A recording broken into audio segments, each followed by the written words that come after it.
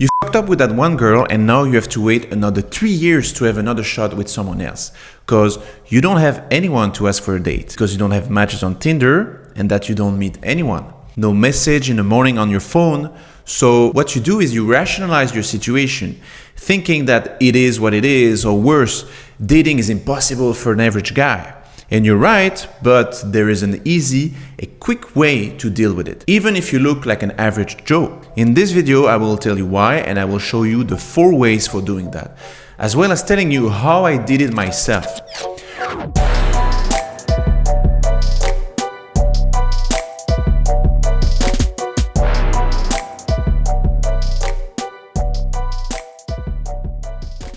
Today is an amazing opportunity to stand out because most men are brainwashed to think it's not worth it.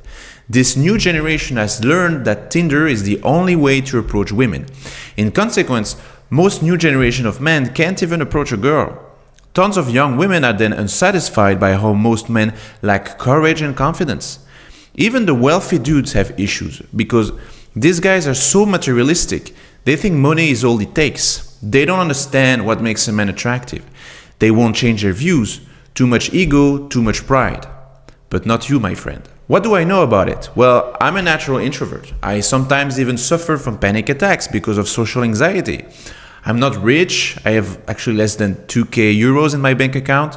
Not famous either. I had those social media after I got into my current relationship. I'm not tall. I'm 178 centimeters. I never had abs. And I overthink too much. Like the first time I shot a video like this, it took me 16 shots to be satisfied with the results. And yet, I dated tons of women. How? Because of one simple principle: volume.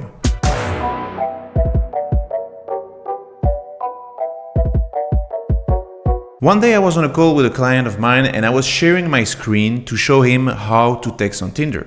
He was surprised that I ghosted a lot of women, even pretty ones. The thing is, back then I was going out regularly, meeting women in real life, so I was not paying much attention to Tinder.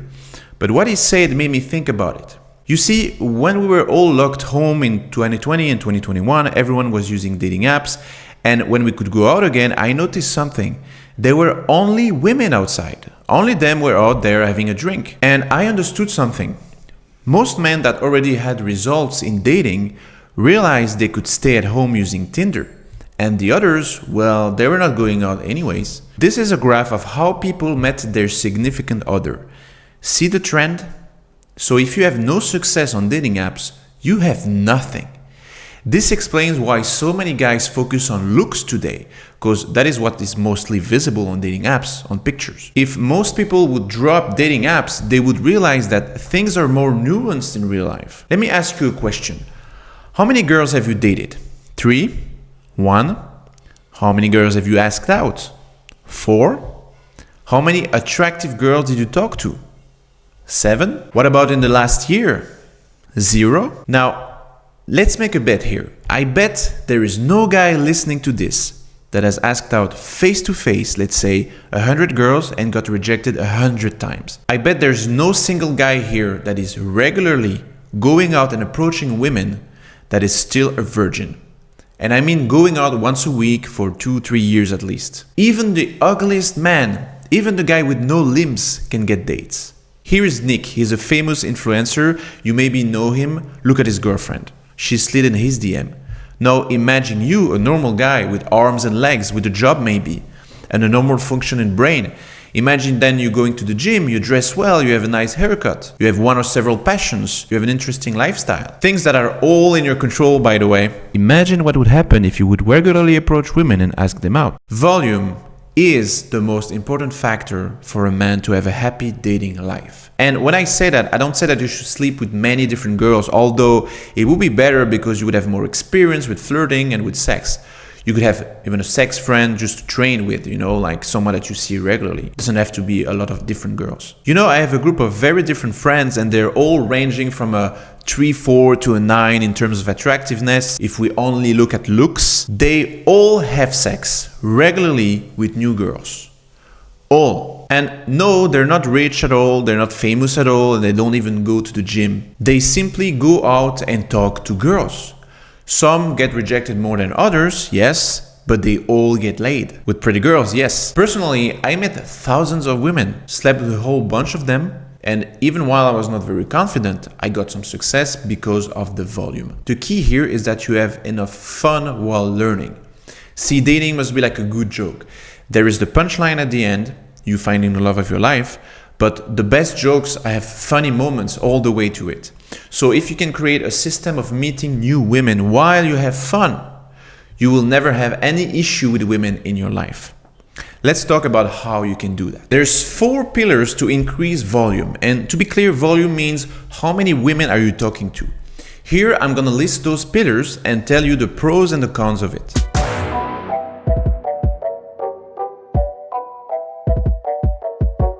The obvious advantage here is that you don't face rejection, so it's easy. But that's why there is so much people there. That means you're using the most competitive way to meet women. Basically, doing the dating game on hard mode. Yet, it is true that most men suck on dating apps. They have profiles and they write like idiots.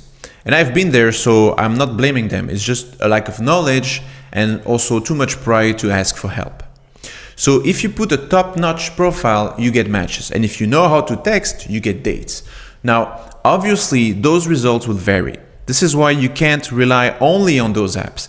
They're great as a starting tool to get your first dates in life, but they won't bring you enough volume.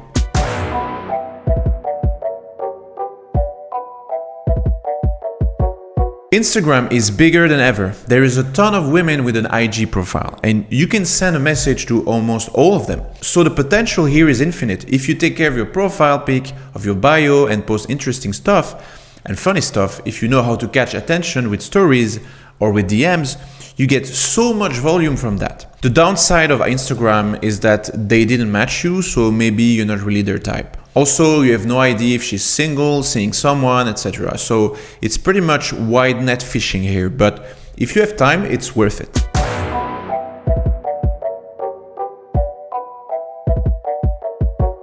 Using your social circle is what people did forever. Here, your chances of success are directly correlated with the size of your social circle. If you have 2 friends and no passion outside of work, just forget it. But if you work in the biggest club in town as a DJ, this pillar in itself is going to be more than enough. The advantage here is that you have social proof. Girls know you from someone else that likely said good things about you, so the quality of girls that you can attract will be higher. So if your circle is small, it may be a valid strategy to consider expanding it.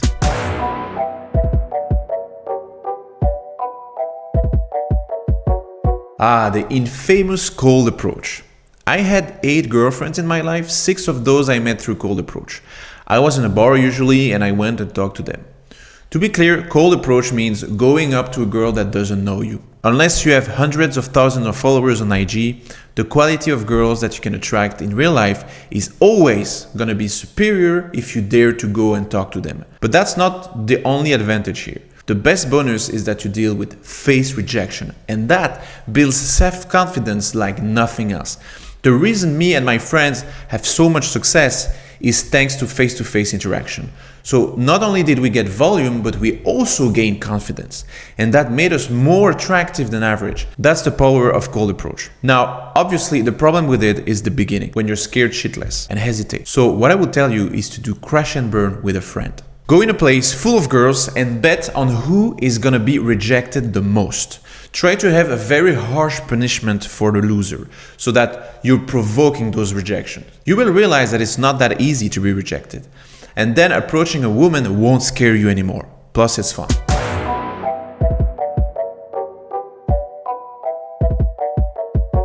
Now, what you should do is having a system that regroups all of those pillars. Get a wingman and start going out at least once a week.